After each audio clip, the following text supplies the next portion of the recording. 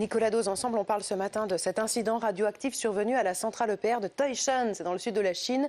Une fuite de gaz est observée depuis un moment déjà sur un réacteur nucléaire qui a été conçu par Framatome, filiale d'EDF. D'abord, que sait-on précisément de cet incident? Ce que CNN raconte, CNN est à l'origine des informations. Il y a un problème effectivement d'étanchéité du circuit primaire du réacteur numéro 1. Il y a 2 réacteurs EPR là-bas.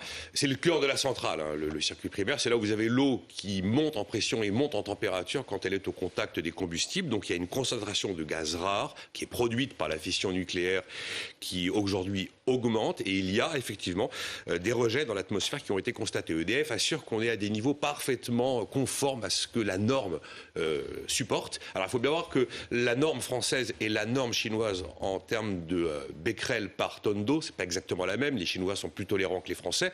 Et comme là la situation est compliquée, ils ont relevé leurs normes pour la circonstance. Ce qui quand même pose quelques questions. En tout cas, le phénomène n'est pas inédit.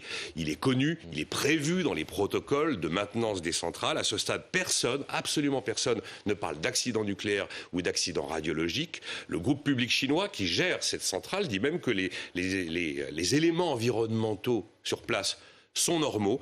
Alors c'est un problème quand même qui a été décelé au mois d'octobre. On ne l'apprend qu'hier, justement, par CNN.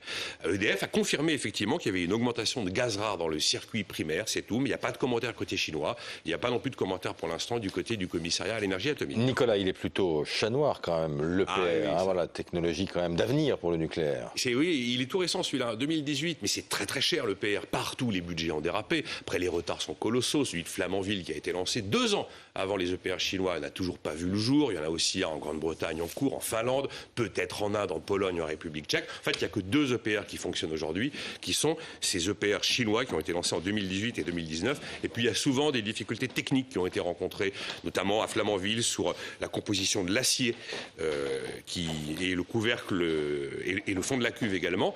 Alors, dernier élément d'information, EDF annonce la convocation d'un conseil d'administration extraordinaire avec la coentreprise créée avec ce groupe public chinois, pour en savoir plus.